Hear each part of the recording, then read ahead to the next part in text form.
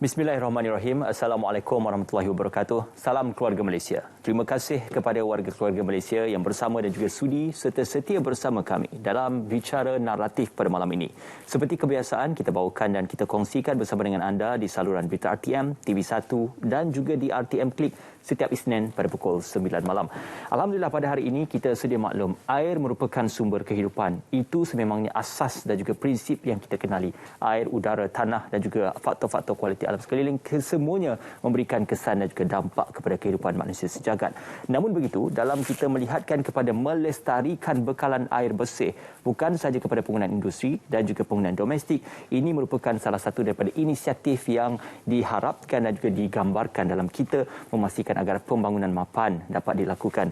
Oleh itu, skim pelabelan produk cekap air malam ini kami ambil hati untuk bersama dengan Suruhanjaya Perkhidmatan Air Negara, dan mewakili SPAN juga adalah bersama dengan saya adalah Puan Arni Sharina Shaharum yang juga merupakan Pengarah Bahagian Pembangunan dan Audit Industri Suruhanjaya Perkhidmatan Air Negara. Assalamualaikum, selamat malam Puan Arni, apa khabar? Waalaikumsalam, alhamdulillah. Terima kasih bersama dengan kami dan juga terima kasih juga atas segala komitmen, tanggungjawab dan juga segala beberapa pelaksanaan dasar yang dilakukan di bawah Suruhanjaya Perkhidmatan Air Negara. Puan Arni, sebelum kita bergerak lebih lanjut, ini satu ruang yang molek untuk kita kongsikan berkenaan fungsi dan juga peranan Suruhanjaya Perkhidmatan Air Negara yang boleh didefinisikan atau mungkin boleh diperjelaskan dengan lebih lanjut, Puan. Okey, terima kasih saudara Ismail. Okey, actually SPAN ni dah lama berada di dalam industri kita ni sejak tahun 2007 lagi. So kalau SPAN ni ataupun Suruhanjaya Perkhidmatan Air Negara, kita ringkasnya kita panggil SPAN lah. Adalah sebuah agensi yang berada ataupun bernaung di bawah Kementerian Alam Sekitar dan Air. Di samping agensi-agensi lain seperti JPS, Jabatan Pengairan Saliran, Jabatan Meteorologi, Jabatan Pengintapan Buntungan, Jabatan Alam Sekitar, banyaklah di bawah bumbung yang samalah Kementerian Alam Sekitar. Jadi ianya berkait. Macam SPAN ni air, ianya berkait dengan alam sekitar. Jadi SPAN ni adalah sebuah badan kawaselia, badan kawaselia teknologi, teknikal dan juga ekonomi yang mana berperanan untuk menyelia dan mengawal selia sistem perkhidmatan bekalan air dan juga sistem pembentungan di wilayah di Semenanjung dan juga di wilayah Persekutuan Labuan dan juga Putrajaya. Kecuali Sabah dan Sarawak kita tidak mengawal selia lah.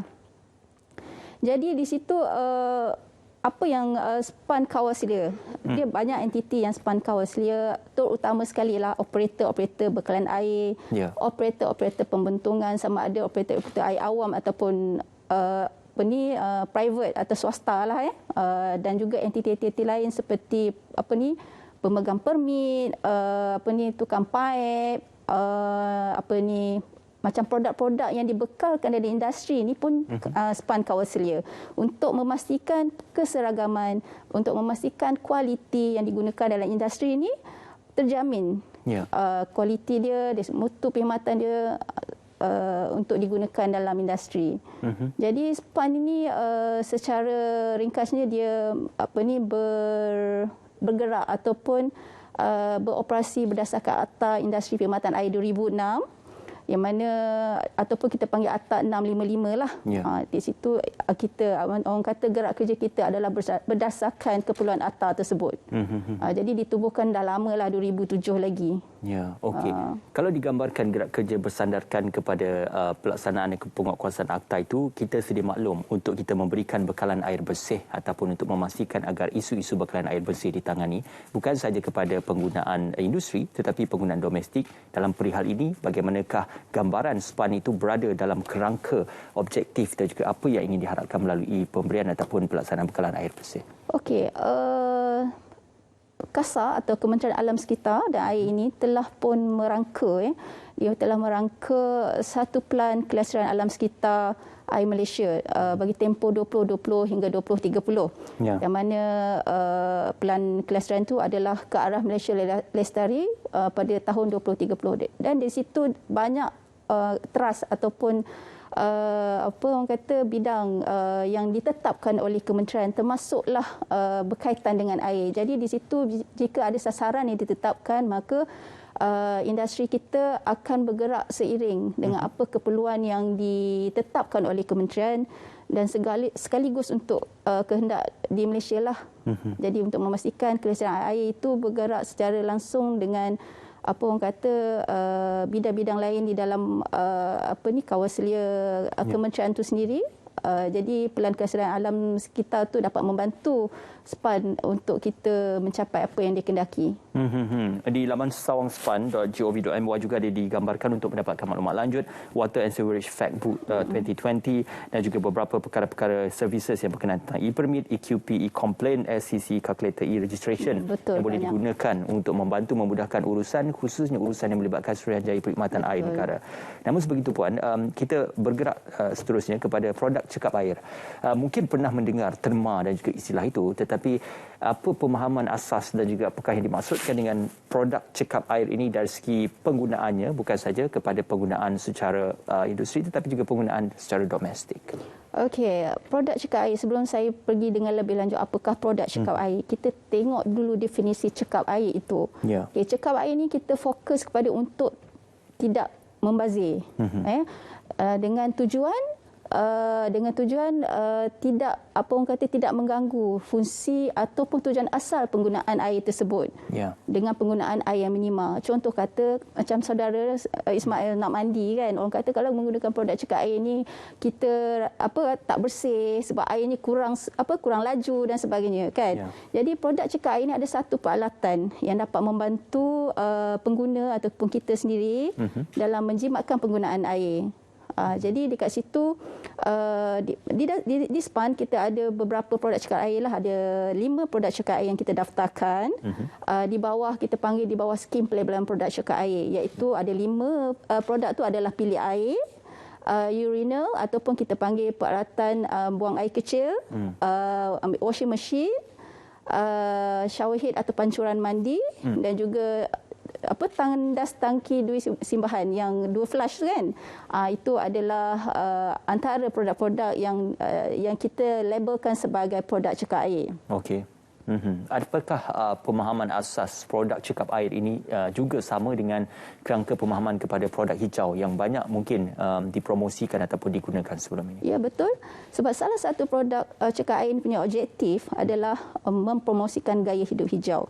Sebab rata-rata kita di sini mengambil tidak mendapat gambaran yang jelas apa kena-mengena produk cekap air ini dengan pengamalan gaya hidup hijau. Kalau kita tengok sebenarnya rantaian sistem industri kita ini, industri perkhidmatan bekalan air dan juga pembentukan ini saling berkait.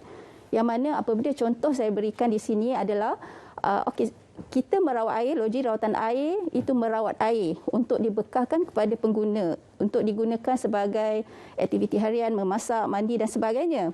Okey, cuba bayangkan pada ketika itu di rumah kita menggunakan peralatan yang konvensional. Maksud saya konvensional yang tidak cekap air, yang mana menggunakan air seminit tu melebihi 20 liter. Okey.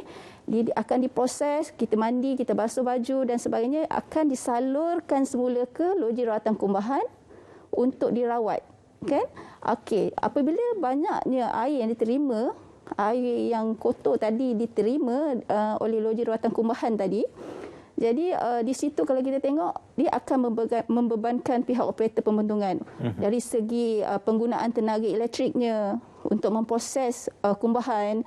Okey, bila dah memproses kumbahan ada lagi faktor lain yang kita tengok, iaitu apabila slush kan, bila ada loji rawatan kumbahan dia akan menghasilkan slush.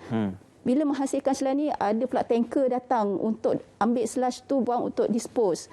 Jadi kita tengok situ apabila kerapnya proses yang berlaku di loji rawatan kumbahan itu menggalakkan, contohnya tanker tadi datang, dia menggalakkan karbon kan, asap-asap tu.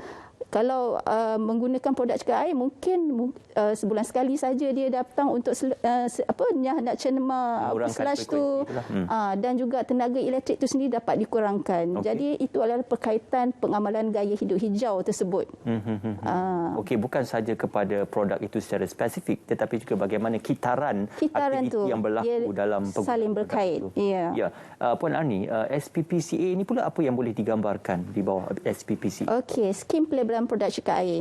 Kalau kita biasa tengok dekat label, kita ada sebut situ WEPS ataupun Water Efficient Product Labelling Scheme. Okey. Okey. Skim ini adalah satu skim, satu inisiatif di bawah SPAN sejak pada tahun 2013 lagi bagi mengiktiraf produk-produk yang mengaplikasikan teknologi cekap air. Meaning that produk-produk ini sebelum kita labelkan sebagai skim produk cekap air ini perlu dihantar untuk diuji. Di mana di badan di pusat-pusat badan-badan persijilan, contohnya SIRIM, IKRAM, mereka kena dapatkan dulu pengujian di sana, mengesahkan bahawa produk itu adalah produk cekap air dan kita mendaftarkan mereka sebagai produk cekap air. Tetapi skim pelabelan produk cekap air ini kita tawarkan kepada pembekal sebab ramai yang terkeliru. Adakah pengguna sendiri yang kena berdaftar? Tak. Skim pelabelan ni kita offer kepada pembekal. Jadi pembekal-pembekal ini mendapatkan skim pelabelan produk cekap air ini dan mereka apabila mereka mendaftar dengan kita, kita akan berikan mereka atau keluarkan mereka satu label untuk dilekatkan pada produk mereka lah, supaya di samping mereka tahu bila mereka letakkan label tersebut, maka pengguna-pengguna boleh melihatlah. Okey, produk ni memang menggunakan aplikasi produk cekap air. Jadi dekat situ kalau kita tengok SPPCA ni kita tawarkan masih dalam orang kata peringkat sukarela. Maksudnya kita tidak menetapkan kewajipan kepada pembekal untuk berdaftar. Jadi atas orang kata kehendak dia lah nak daftar ke tidak kan. Jadi tapi kita apa yang kita buat sekarang ni itulah dia. Kita untuk menggalakkan pembekal-pembekal ini berdaftar, kita memberikan beberapa insentif. Contoh yang kita bagi, pendaftaran untuk mendaftar skim pelabelan produk cekap ini adalah percuma. Ada kos yang sepatutnya ada kos. Tapi ni kita lanjutkan sehingga tahun 2023 supaya pembekal-pembekal ini boleh berdaftar. Kita nak encourage mereka. Dan selain pada tu, kita juga mempromosikan produk-produk mereka. Sekarang kita ada usaha sama dengan Shopee. So sesiapa yang pembekal-pembekal ini yang berdaftar dengan kita SPAN akan memberikan rebate kepada pembeli tersebut untuk semua produk cekap air. Maka dari segi kitaran ekonominya, penggunaan produk cekap air ini perlu dijadikan budaya pengamalan bukan sahaja dalam perniagaan tetapi penerimaan oleh pengguna itu sendiri, dan saya kira ia membawa gambaran yang baik kepada imej pembekal itu sendiri yang menggunakan produk-produk cekap air untuk diterjemahkan kepada pengguna dan sebagainya.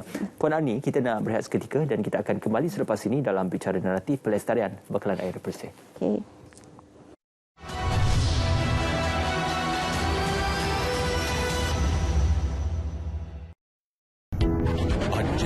Nasional Malaysia Sihat bermatlamat menjadikan rakyat Malaysia sihat sejahtera. Budayakan hidup sihat, kukuhkan sistem imun badan. Perkasa kawalan kesihatan kendiri, cegah penyakit. Budaya kebersihan persekitaran, tanggungjawab bersama. Agenda Nasional Malaysia Sihat, sihat sepanjang hayat. Nilai dalam keluarga Malaysia ada nilai-nilai kesyukuran. Kalau kita syukur, Tuhan akan permudahkan lagi, tambah lagi nikmat kepada kita. Bukan kerana kerajaan, dia berjaya itu juga kerana rakyat.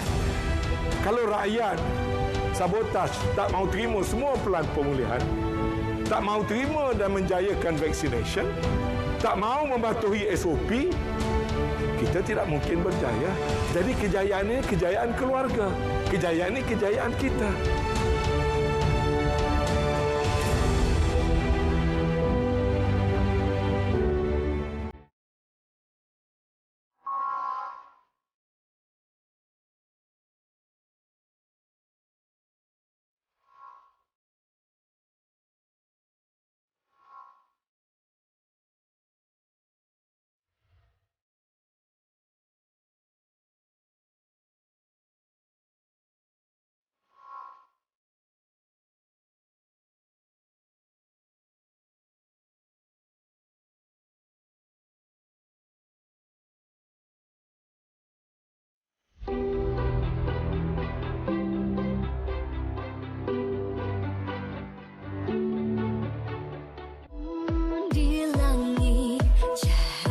Pelbagai gerak kerja dan usaha merentas kementerian dan agensi diatur bagi memudah cara pelaksanaan program dan inisiatif untuk rakyat dengan pantas dan berkesan. Ini merupakan usaha mencari kebersamaan agar pemegang taruh utama iaitu keluarga Malaysia merasai nikmatnya. Kementerian-kementerian melalui penyelarasan berterusan telah merangka pelbagai inisiatif dan usaha bagi memastikan tidak ada keluarga Malaysia yang akan ketinggalan atau no one will be left behind.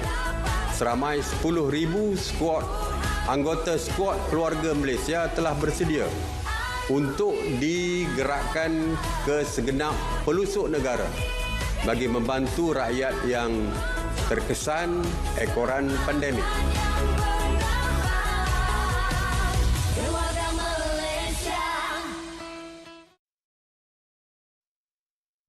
Setiap keluarga Malaysia merupakan komponen penting. Jawapan yang sebenarnya dalam Dewan Rakyat. Bawa ini supaya parlimen Peraturan nak telah beritahu saya. Ya, InsyaAllah saya benar. Saya akan bagi amaran tidak mengganggu sesi perbahasan. tarik balik kenyataan itu.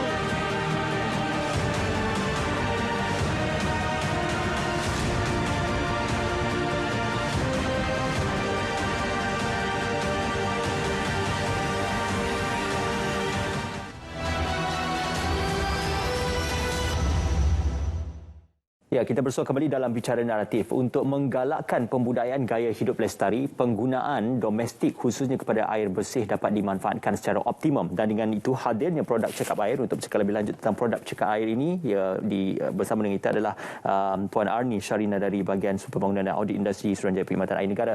Puan Arni, seketika tadi kita banyak bercerita tentang bagaimana digambarkan produk cekap air ini, namun objektif penggunaannya itu sudah pasti ada beberapa hala tuju dan juga tujuannya. Selain daripada meminimalkan penggunaan air dalam domestik, ia juga untuk memastikan bekalan air itu dapat dipastikan kepada setiap isi rumah melalui bekalan yang mencukupi. Jadi bagaimanakah ia diterjemahkan melalui kerangka objektif penggunaan dan juga kelestarian air bersih ini? Okey, untuk kita tengok objektif produk cekap air itu sendiri ataupun objektif skim pelabelan produk cekap air itu sendiri. Okey, skim pelabelan produk cekap air ini, sebagaimana yang saya maklumkan tadi, apabila seseorang pembekal itu berdaftar dengan SPAN, jadi kita akan berikan mereka ataupun keluar kepada mereka label yang perlu dilekatkan pada produk sebelum dipasarkan di kedai-kedai dan sebagainya. Jadi di situ apa yang kita lihat, apa tujuan dia adalah untuk kita melihat bagaimana pengguna apabila ingin membeli, dia dapat melihat label dan mengambil kira faktor tersebut dalam keputusan pembelian mereka. Jadi apabila dia tengok label tersebut, oh okey, ni 1 bintang, 2 bintang, 3 bintang, 1 bintang. Okey, dia kata oh ni lebih jimat, 2 bintang lagi jimat kan. Jadi secara tak langsung dia memberikan kesedaran kepada pengguna, oh kita ni sebenarnya ada produk cekap air. Jadi kita boleh menjimatkan air. Selain pada tu, mungkin yang saya dah maklumkan tadi, untuk menggalakkan penjimatan air itu memanglah fungsi paling utama. Okey, selain daripada untuk mengamalkan gaya hidup hijau. Selain pada tu juga kita mempromosikan teknologi efektif produk cekap air itu sendiri, sebab produk cekap air ini memang kita percayalah dari masa ke semasa ia akan berkait dengan teknologi yang ada sekarang ni. Kalau kita tengok, kalau di Shopee Complex sekarang ni ada auto shutdown punya shut off valve kan, yang auto sensor,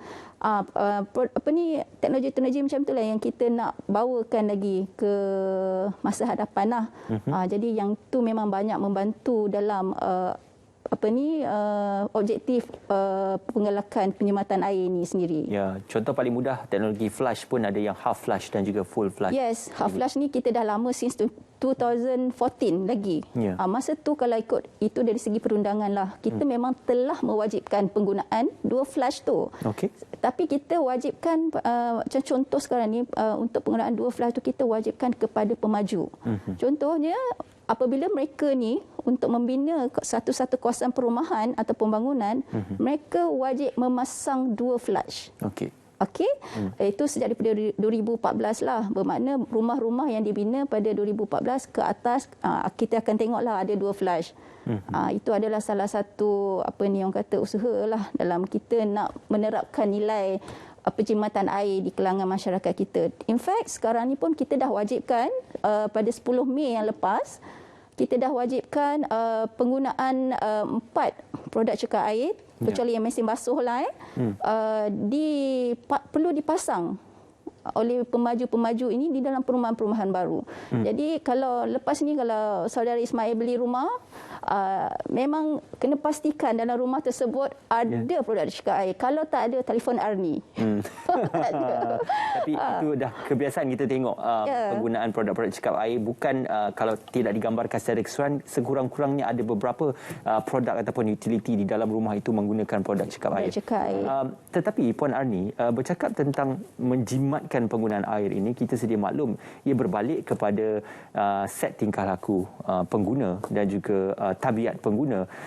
Tidak guna kalau teknologi itu maju, tetapi tabiat pengguna masih lagi berada pada takuk yang lama. Jadi apakah kedua-duanya itu perlu bergerak seiring supaya dengan kehadiran teknologi dan juga tabiat penggunaan air boleh bersama-sama memberikan gambaran kepada penjimatan air yang lebih efisien? Exactly. Sebab apa kalau you tanya apakah cabaran SPAN dalam untuk memastikan penggunaan penjimatan air ini adalah habit. Kalau kita nak mewawarkan teknologi itu mudah saja sebenarnya kan, tapi dia habit. Sebabnya awareness kita ni, kita daripada dulu, daripada kecil kita menggunakan air, kita dah terbiasa menggunakan air yang banyak di rumah, sedangkan sebenarnya kita boleh pun menggunakan air yang kurang daripada tu. Jadi kita kena ingat produk cekal air ini hanyalah sebagai peralatan yang membantu kita, tapi tak bermakna kalau habit itu sendiri kita tak amalkan. Kalau kita menggunakan shower head, pancuran mandi yang menjimatkan air, tetapi kita mandi 1 jam pun tidak mencapai objektifnya sendiri. Orang kata berkubang dalam tu. Menyanyikan lagu sampai 2-3 lagu. Jadi benda tu tak mencapai objektif. Jadi pokok pangkalnya adalah diri kita sendiri. Jadi apa yang kita terapkan sekarang, dan kita apa yang SPAN buat adalah kita educate pelajar-pelajar sekolah, pelajar-pelajar yang di peringkat-peringkat sekolah ni, supaya mereka ada kesedaran mengenai penjimatan produk air, penjimatan air ni. Jadi penggunaan produk cekal air ni the second story. Yang penting adalah habit kita. Kan? Okey, kalau sewaktu ada beberapa tempoh beberapa bulan dahulu ramai pengguna mengeluh kerana bil-bil utility air khususnya sedikit meningkat, tetapi berbalik kepada kita merenung kembali tabiat penggunaan air, mungkin ia adalah bersandarkan kepada cara kita menggunakan air dalam kehidupan seharian. Jadi untuk kita melihatkan kepada produk cekap air ini, berapakah mungkin anggaran penjimatan air yang boleh kita nikmati sekiranya produk cekap air ini digunakan dalam peralatan ataupun utility di dalam rumah? Okey, secara langsungnya kalau kita menggunakan produk cekap air ini secara holistik, maknanya dalam rumah kita menggantikan semua device yang ada, termasuklah mesin basuh, kita akan melihat orang kata pengurangan bil air itu sebanyak 50% selama 6 bulan penggunaannya. Jadi jangan lepas ni pula ada yang tukar, lepas ni tukar satu pilih air kat dapur, dah nak tengok lagi 6 bulan tak turun pun marah Arni. Okey, jadi macam tu bukan. Kita secara holistiknya, sebab tu sekarang kita dah mewajibkan pada pembekal untuk menukarkan semua produk cekal air di dalam rumah tersebut, dan kita akan kaji dan nilai semula dari segi penggunaan air. Tapi dari kajian awal, apabila produk-produk ini ditukar di dalam rumah tersebut, dan kita akan lihat dia punya trend tu akan menurun sedikit-sedikit sehinggalah boleh mencapai 50%. Tapi dengan syarat sikap kita dalam menggunakan air juga adalah amat penting. Tidak guna kalau produk cekap air disediakan, tetapi sikap kita masih berada pada tahap yang sama. Okey, ini mungkin persoalan yang bersifat lebih kepada bagaimana kuasa beli pengguna diterjemahkan. Ada yang menganggap ataupun menyatakan produk-produk hijau ataupun produk-produk cekap air ini digambarkan sebagai mahal kerana ia tidak lagi meluas digunakan di pasaran. Jadi apakah benar dakwaan-dakwaan tersebut, Puan Ani? Okey, kalau kita lihat benar dakwaan tersebut, produk-produk cekap air ini memang mahal. Kalau mengikut kita punya penelitian, lebih 20% daripada produk-produk konvensional. Tapi pengguna-pengguna perlu ingat bahawa ini adalah pelaburan jangka masa panjang. Okey, apabila jangka masa panjang ini memberi kebaikan dan impak kepada kita sendiri, impak kepada anak-anak kita pada masa hadapan dalam sumber air, itu adalah pelaburan jangka panjang. Jadi mengenai soalan saudara Ismail, susahnya nak dapat produk cekai air di luar Sebab sekarang ni kebanyakan pembekal ini lebih kepada untuk supply atau membekalkan kepada projek-projek. Jadi kita lihat memang susah nak dapat. Kalau pengguna-pengguna cari di kedai-kedai hardware yang macam kedai-kedai hardware biasa, memang dia orang tak ada. Dia banyak itu produk-produk yang daripada China memang tidak berdaftar lah. So kebanyakan produk-produk yang ada brand memang boleh didapati di market lah. Okey. Puan Arni, punca kepada kita melihat untuk kita melestarikan penggunaan air ini mungkin disebabkan di worldwide ataupun di peringkat global sumber bekalan air bersih itu digambarkan semakin berkurangan dan kalau ada pun kita perlu untuk menggunakannya secara optimum. Jadi apakah persoalan tentang dalam perihal sumber dan juga kapasiti sumber ini, ia akan memberikan kesan kepada tarif untuk bil air? Sumber air. Kita di Malaysia ni hari-hari hujan kan? Ya. Banyak air. Sebenarnya kalau kita tengok, saya tertarik kalau kita menjawab pasal sumber air ini, saya tertarik dalam satu data yang dibuat oleh World Research Institute, Water Resource Institute, World Resource Institute, yang mana mereka membuat unjuran water stress by country. Tak silap saya ada 40 country yang dibuat unjuran sehingga tahun 2040, termasuklah Malaysia. Jadi kategori-kategori ini adalah low stress, medium stress, extreme high stress. Jadi kalau kita tengok di mana tahap Malaysia dekat low stress. Jadi dekat low stress ni bermakna kita tak ada pun masalah besar mengenai sumber air tersebut. Kalau berbanding dengan negara-negara luar seperti Timur Tengah, Australia, UK yang memang water stress dia begitu tinggi berbanding Malaysia. Jadi isu sumber air kita bukanlah masalah yang besar, tetapi isu yang sebenarnya adalah bagaimana kita nak menggunakan sumber air tersebut. Kita sering dimomokkan dengan data-data yang sebegini dan kita sering rasa takut, kita ni memang berada di tahap yang kritikal. No. Sebab sekarang ni bagaimana kita nak menggunakan air yang kita ada, sumber air yang ada, beginilah kita menggunakan penjimatan air, mengurangkan pencemaran air. Sumber air kita banyak, tapi bagaimana kita nak menggunakannya. Yang lebih penting sumber air bersih. Sumber air bersih dalam kehidupan seharian. Ya, betul. Okey, dalam mengatur dan memastikan masuk tahun 2022 ini, tabiat ataupun penerimaan kepada penggunaan produk cekap air itu masih diteruskan oleh pengguna-pengguna domestik. Apa yang akan dirancang dan juga dirangka untuk memastikan tabiat penggunaan ini berterusan? Okey, SPAN dah merangka beberapa usaha dalam kita untuk mencapai inilah penggunaan air domestik ini. Sebabnya melalui KASA, melalui Pelan Kelestarian Alam Sekitar, mereka telah menetapkan bahawa pada 2030 akan maknanya penggunaan air domestik hanya 160 liter kapita per day sahaja. Means sekarang current is 241 liter kapita per day. Banyak. Jauh lagi berbeza, kita ada cuma tak sampai lagi 10 tahun untuk mencapai 160. Jadi kita telah merangka beberapa usaha. Jadi antara yang paling utama adalah dari segi perundangan. Okey, perundangan kita telah merangka sebagaimana yang saya maklumkan tadi adalah kita mewajibkan pemaju-pemaju perumahan ini tadi menggunakan memasang produk-produk cekap air dalam pembangunan baru mereka sejak daripada 2004 dan yang terbaru adalah 2021. Jadi itu adalah perundangan yang kita lihat dapat membantulah untuk mencapai sasaran yang ditetapkan oleh KASA tersebut. Selain daripada itu juga kita sedang bekerjasama dengan pihak KASA dalam membangunkan kaedah-kaedah pelabelan. Sebagaimana yang saya maklumkan tadi, skim pelabelan tadi adalah masih di peringkat sukarela. Maknanya pembekal nak daftar boleh, tak nak daftar boleh, dia ada choice. So sekarang untuk coming soon, jadinya dari segi perundangan tersebut apabila telah diwartakan, maka tiada lagi pilihan, maka pembekal-pembekal perlu berdaftar dengan SPAN. Sebelum mereka pasarkan produk-produk mereka, mereka perlu memastikan adanya label tersebut. Jadi bila perkara-perkara yang tidak dipatuhi dan seterusnya penguasaan itu akan dijalankan terhadap mereka yang ingkar ni tadilah. Mahu atau tidak perlu patuh menjelang kena tarikh patuh.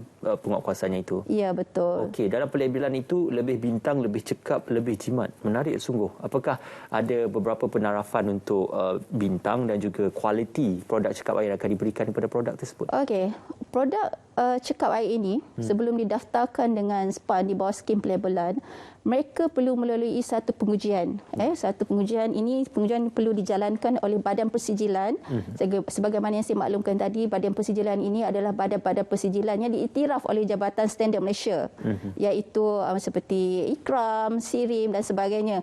So apabila mereka berdaftar dengan mendapatkan pengujian di badan-badan persijilan ini, maka daripada situ sekaligus pihak badan pengujian dapat menilai tahap penggunaan air untuk produk tersebut dan mereka akan diberikan penarafan bintang. Jadi mengikut kadar penggunaan air kita ada 3 bintang, 1 bintang cekap air, 2 bintang sangat cekap dan 3 bintang paling cekap. Jadi di situlah dalam label tersebut tertera dari segi penggunaan air dan pengguna boleh melihat dan mengambil kira faktor untuk membeli dari segi harga dan sebagainya. Mereka boleh compare lah. Ya, saya kira itu adalah pelaburan terbaik untuk penggunaan domestik. Ya, lebih betul lah. dan juga lebih berkesan. Mungkin isu-isu yang berbangkit itu akan memberikan kata dua kepada pengguna, tetapi pada masa hadapan ia akan memberikan lebih manfaat kepada penggunaan air bersih. Puan Ani, kita nak berehat seketika. Sebenarnya kembali nanti dalam Bicara Naratif. Okey.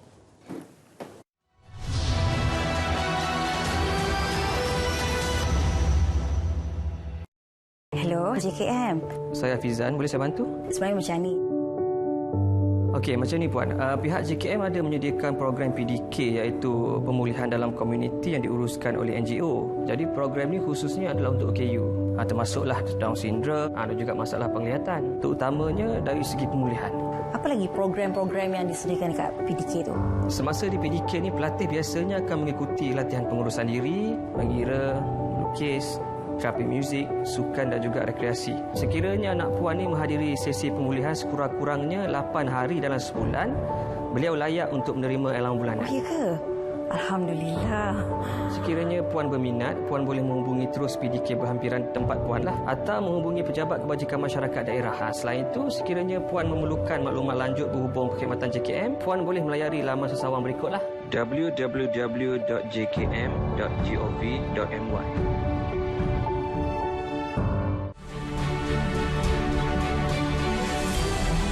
Rancangan pembangunan 5 tahun iaitu RMK12 telah digaris.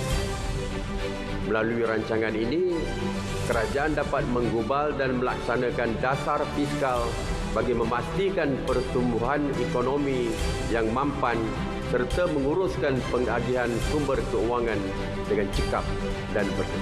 RMK12 bagi tempoh 2021 hingga 2025 ini telah menetapkan hala tuju strategik bagi mencapai objektif Malaysia makmur, inklusif, mampan dengan memberikan tumpuan kepada usaha untuk merancangkan kembali pertumbuhan ekonomi, memastikan kemakmuran negara dapat diagihkan secara lebih adil dan sakam.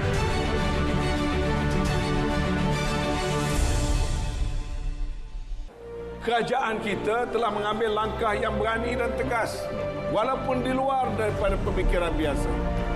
Siapa yang membayangkan kita akan membuat vaccination kepada puluhan juta rakyat kita secara percuma sejak merdeka sampai sekarang?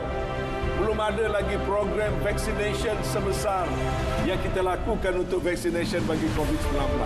Asalnya ingat, satu suntikan tak cukup, kena jadi 2. Bila 2, kata kena ada pula 3, ada booster pula lagi. Mungkin ada yang keempat dan sebagainya. Tapi pokoknya COVID bukan menguasai kita. kita mesti terus bergerak ke hadapan supaya kita tidak dikongkong oleh COVID semata-mata.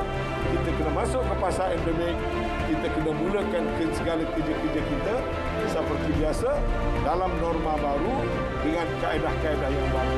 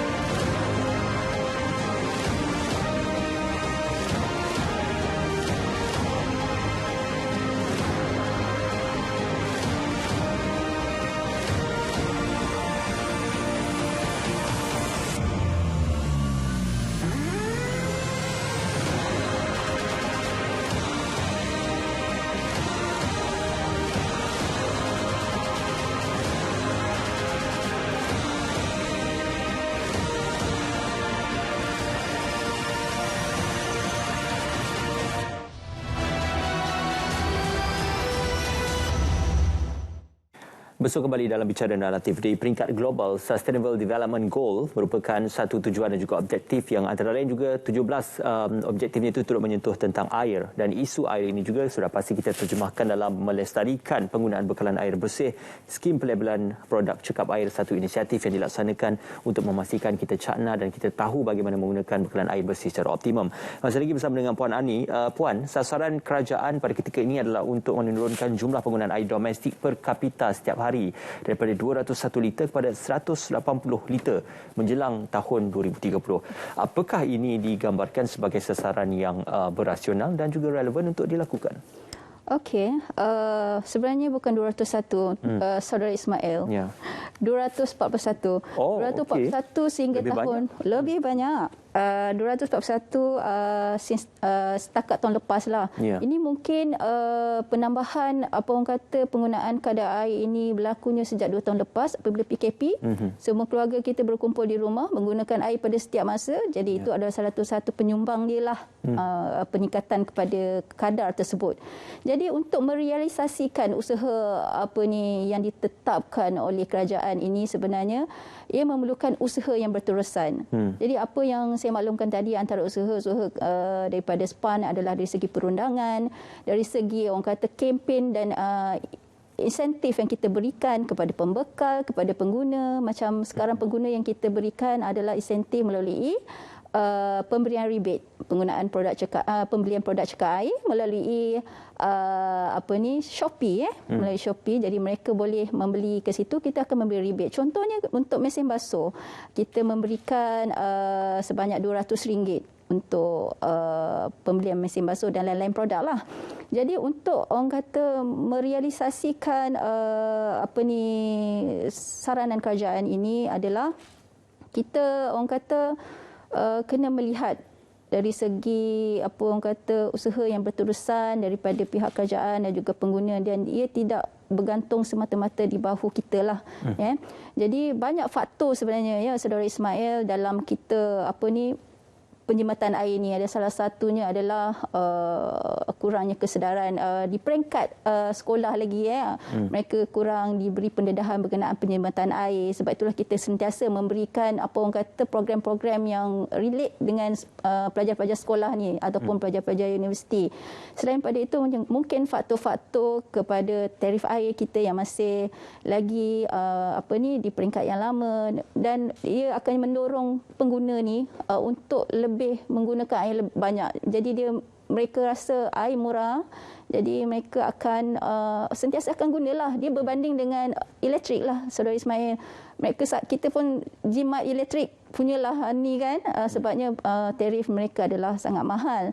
Jadi begitu juga dengan air ni, sekiranya ada orang kata dari segi tarif tu, kita mungkin boleh mendorong rakyat kita ni untuk lebih berjimat cermat. Ya. Jadi untuk merealisasikan hasrat kerajaan itu tidak mustahil dan boleh dilaksanakan sebaiknya dengan secara berperingkat dengan strategi-strategi yang telah dirangka di peringkat SPAN supaya perkara ini dapat direalisasikan sehingga tahun 2030. Ya, bila dah bekalan air terputus barulah rasa pedihnya. Ya, rasa suffering. Okey, Puan, bercakap berkenaan air bersih ini, definisi air bersih itu mungkin boleh kita kategorikan sebagai bau, warna, rasa. Ketiga-tiga faktor ini adalah elemen penting untuk kita menentukan kualiti air bersih itu. Perihal tentang kerisauan masyarakat tentang, ya, ada juga isu-isu dibangkitkan tentang kualiti air bersih yang tidak menepati piawaian bau, warna dan juga rasa. Apakah mungkin komen daripada pihak Suruhanjaya Perkhidmatan Air Negara? Okey, untuk kualiti air, sebelum air dibekalkan kepada pengguna, perkara-perkara ini memang telah dipantau sebaiknya oleh KKM ataupun Kementerian Kesihatan Malaysia, dan standard yang kita gunakan untuk memantau kualiti air ini adalah bergantung kepada standard yang telah ditetapkan oleh KKM. Jadi saya rasa tak ada isu berkenaan dengan kualiti sebab perkara ini telah pun memang sentiasa dipantau setiap masa, walaupun even di loji sendiri pun mereka sentiasa membuat ujian-ujian bagi memastikan kualiti air ini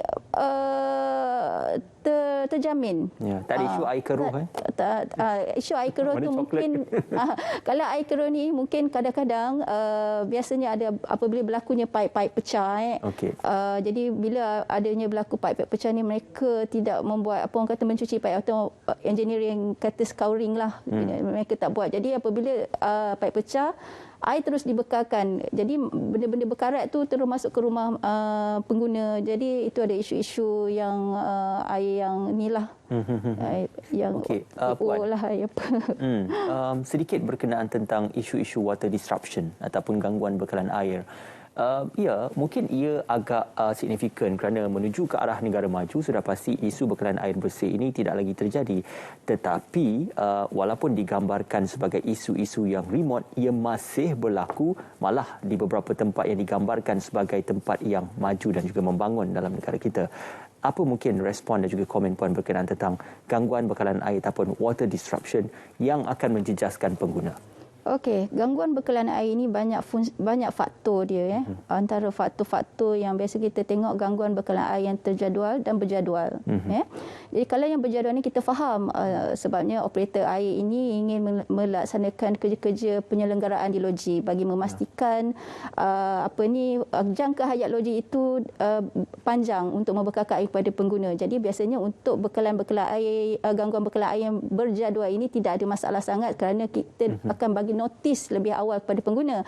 Tetapi untuk gangguan bekalan air tidak berjadual ini, sepertinya yang berlaku adalah pencemaran-pencemaran yang kita tak dapat nak kontrol. Contohnya tumpahan minyak akibat daripada aksiden di highway, contohnya minyak masuk ke dalam sungai dan sebagainya. Pencerobohan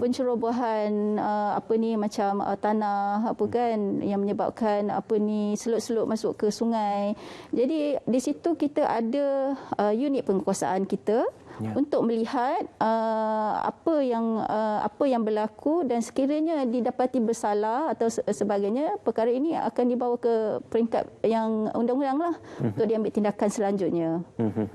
Jadi untuk gangguan bekalan air berjadual ni kita fahamlah, sebabnya kadang-kadang benda itu unplanned kan. Benda-benda yang kalau yang berjadual tu kita tak ada isu sangat. Dan malah ada juga beberapa di kawasan-kawasan kediaman yang sudah pun menyediakan tangki melalui JMB untuk memastikan agar gangguan bekalan tidak memberikan impak khususnya kepada penggunaan harian dalam masa tempoh yang terdekat yang perlu disediakan kepada pengguna. Puan, bercakap juga tentang isu penggunaan produk cekap air ini, kita sudah pasti mempunyai rujukan, dan rujukannya itu kita boleh melihat kepada pengamalan produk cekap air di negara luar dan sebagainya. Apakah perihal kerajaan untuk membawa kerangka dan juga konsep ini juga turut merujuk kepada amalan di negara-negara yang lain? Okey, konsep yang kita bawa sekarang, skim pelabelan produk cekap air, adalah yang kita adaptasi daripada negara-negara luar.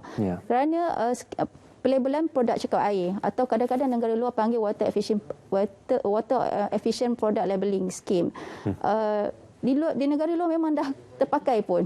Singapura, UK, Australia, China, Japan, dan mereka ada. Jadi kaedah, orang kata kaedah pelabelan ini telah terbukti keberkesanannya dalam mengurangkan penggunaan air domestik kita. Jadi kaedah-kaedah ini kita adaptasi di Malaysia dan yang paling kita lihat orang kata kita tengok contohnya ada negara Singapura di mana mereka sekarang ni dah mencapai 154 liter kapita.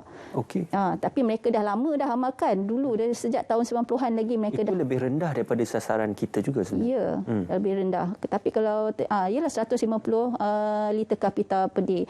Jadi kaedah pelabelan mereka sama. Cuma apa yang berbezanya, ada negara yang buat secara skim pelabelan ni wajib. Ada negara yang masih voluntary, dia terpulang. Tapi produk-produk yang mereka guna sama je dengan kita. Yeah. Pilih air, shower head, mesin basuh, urinal dan sebagainya. Jadi kita memang mengadaptasi apa yang negara luar buat dan kita pun ikut sama.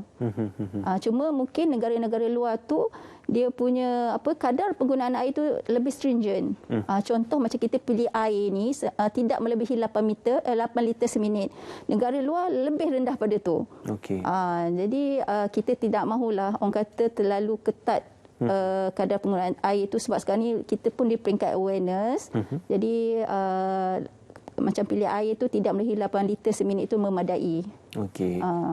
Puan, dari segi perbezaan demografi, apakah adanya perbezaan ketika ini untuk sambutan bagi pengguna produk cekal air yang berbeza mengikut di kawasan urban dan juga di kawasan pinggir bandar dan juga di kawasan luar bandar?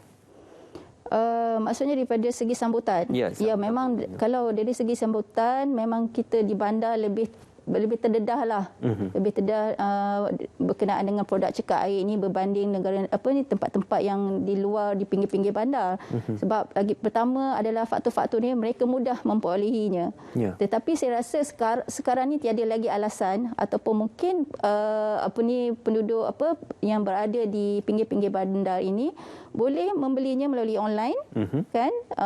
Selain daripada nak pergi kedai-kedai secara kedai-kedai hardware dan sebagainya, mereka boleh purchase melalui online. Jadi dari segi orang kata kesedaran tu kita memang membuat secara holistik. Macam sekarang kalau kita mengadakan kempen ni, mungkin bukan orang bandar saja tengok, mungkin orang di luar bandar pun akan tengok sama kan. Jadi saya percaya mereka telah faham akan kewujudan produk cekal air ini. In fact kita pun masa kita buat orang kata promosi dengan Shopee ni pun kita mempunyai data-data yang kita lihat daripada pelusuk negeri pun yang membeli produk-produk ini. Ya. Puan, produk cekal air yang berasaskan penggunaan elektrik, adakah ia juga menjimatkan penggunaan elektrik pada waktu yang sama? Contoh yang penggunaan elektrik, contohnya? Macam washing machine. Ya betul. Contohnya washing machine kan. Okey, washing machine ni dia ada dua standard. Satu standard untuk penjimatan elektrik, satu standard untuk menjimatkan air. Jadi untuk apabila kita membangunkan standard ni, standard ni kita akan bergerak seiring dengan keperluan elektrik tadi. Bermakna elektrik support pada air, air support pada elektrik. Jadi bila saling jadi kita apa yang kalau biasa saudara Ismail pergi ke kedai-kedai akan ada satu stiker jimat elektrik kan. Jimat elektrik dan juga ada jimat air. Sama je. Okey. Jadi ia bergerak seiring dan juga ia juga menyahut seruan untuk menjimatkan sumber, bukan sahaja sumber air tetapi juga sumber tenaga. Betul. Puan Ani, kita sekali lagi nak berehat seketika sebelum kita bersua kembali untuk kita menutup bicara nanti pada malam ini.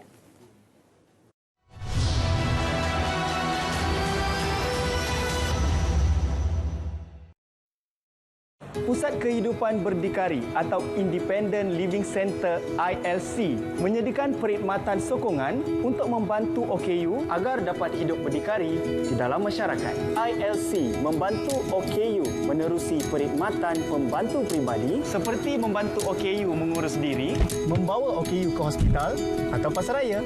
Jom kita. Jom. Perkhidmatan kaunseling rakan pembimbing oleh OKU kepada OKU seperti memberikan suntikan motivasi, memupuk keyakinan diri dan perkongsian masalah. Tidak lupa juga program hidup berdikari. yang bertujuan untuk memberi semangat kepada OKU dan keluarga OKU untuk berdikari dan menyesuaikan diri di dalam masyarakat. OKU yang ingin mendapatkan perkhidmatan ILC boleh menghubungi ILC berkenaan.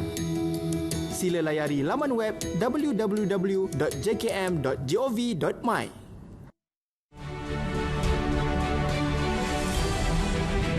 Sebagai negara upper middle income dengan jumlah komposisi generasi muda dan para pelajar yang besar dalam masyarakat, kerajaan akan turut memfokuskan kepada penyediaan generasi muda yang dapat mengharungi cabaran IR 4.0 dengan memperkasa kurikulum pendidikan sekolah dan universiti dengan memperkukuhkan sistem pendidikan yang holistik serta melaksanakan pelbagai inisiatif bagi meningkatkan kemahiran penilaian analitik berdasarkan data dan sains.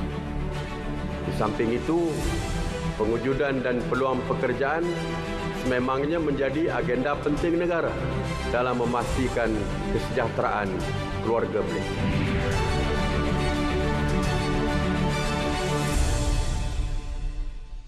Di saat kita begitu gundah gulana melihat 20 ke 22 ribu kes positif COVID, waktu itulah terbentuk kerajaan pimpinan Perdana Menteri yang terus mengambil agenda dan tindakan-tindakan untuk meneruskan program pemulihan, pada masa yang sama menyelesaikan, mempertingkatkan urusan vaccination dan membina, meningkatkan kapasiti hospital, pada masa yang sama menguatkuasakan SOP sekadar mana yang kita mampu dan melaksanakan perintah-perintah kawalan pergerakan, dan dalam masa kurang 100 hari mungkin kita sudah terlupa. Suasana 22,000 sehari, suasana 200 orang sehari meninggal, berubah kepada hari ini sekitar 2, 3, 4 ribu saja sehari.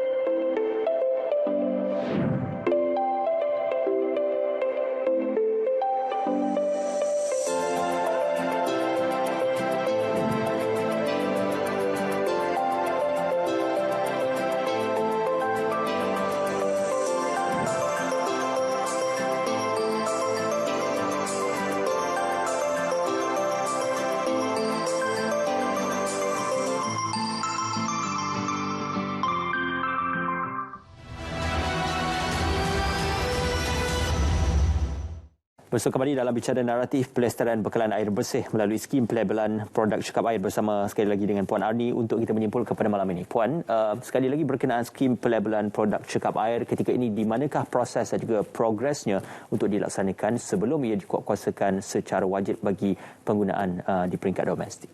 Okey. Progres dia sebab SPPCA ini telah diperkenalkan sejak tahun 2013. Pada ketika itu pendaftaran pembekal kita lihat tidak banyaklah berbanding sekarang. Kita lihat penerimaan dan sambutan daripada pembekal itu sendiri menggalakkan. Di samping kita menjadikan insentif-insentif kepada pembekal dan juga pengguna, dia ada demand and supply itulah. Jadi benda itu bergerak seimbang. Jadi kita lihat dari segi sambutan tu alhamdulillah ada nampak peningkatan yang positif dalam mereka pun dia berusaha untuk mendapatkan orang kata skim ini, untuk menyertai skim ini bagi menyokong hasrat kita dalam mengurangkan kadar penggunaan air domestik sebanyak 160 liter kapita pada tahun 2030. Ini mungkin harapan daripada pihak Suruhanjaya Perkhidmatan Air Negara, kerana bukan saja untuk kita mempromosikan produk-produk ini tetapi membudayakan amalan penggunaan air bersih secara efisien dan juga menjimatkan penggunaan air. Dalam kata mudahlah. Jadi untuk kita bergerak ke arah itu, apakah perlunya teknologi, kesedaran dan juga gaya hidup itu digerakkan secara seiring supaya objektif menjimatkan penggunaan air dapat dicapai. Betul. Ketiga-tiga perkara ada elemen itu penting supaya mencapai apa yang dihasratkan. Jadi bagi mencapai orang kata usaha tersebut secara tidak langsung kita bekerjasama dengan pelbagai pihak, pelbagai stakeholders bagi kita merealisasikan Maksudnya stakeholders ataupun entiti-entiti yang terlibat seperti konsultan, pemaju, kerajaan-kerajaan negeri bagi memastikan perkara 3 elemen ini bergerak seiring. Dari segi teknologinya adalah pembekal lah, lebih kepada pembekal. Kalau dari segi kesedarannya adalah masyarakat kita sendiri, dan kita akan lihat sekiranya perkara ini dapat bergerak seiring, tidak mustahil apa yang hendak kita capaikan dapat direalisasikan pada tahun 2030 nanti. Ya, mungkin ini kesempatan terbaik untuk Puan memberikan pesanan kepada pengguna yang masih lagi belum bertukar kepada produk cekap air. Untuk inilah masanya kita berubah dan juga bertukar kepada produk cekap air. Okey, apa yang saya dan juga SPAN harapkan adalah bertukarlah kepada produk cekap air pada masa ini ya. Lebih-lebih lagi apabila SPAN kini sedang menjalankan promosi penggunaan produk cekap air. Jadi inilah masa yang digunakan untuk berkenal-kenalan dengan produk cekap air dan menggunakan produk cekap air, dan kita lihat dari situ penjimatan yang dapat kita lihat dalam jangka masa 6 bulan akan datang dari segi penjimatan bil tersebut. Ya. Jadi penggunaan penggunaan produk cekap air ini kita lebih kepada sebenarnya kita punya inisiatif dalam untuk menjimatkan air, sebabnya air ini adalah sumber khazanah yang paling bernilai ya untuk masa hadapan dan untuk anak-anak kita. Jadi kita lihat pada perkara itu. Ya, melabur pada waktu ini untuk kesenangan dan juga untuk keselesaan pada masa hadapan. Terima kasih diucapkan kepada Puan Ani Sharina Sharom yang juga merupakan pengarah bahagian pembangunan dan audit industri Suruhanjaya Perkhidmatan Air Negara, bercerita berkenaan tentang produk cekap air dan juga skim pelabelan produk cekap air dalam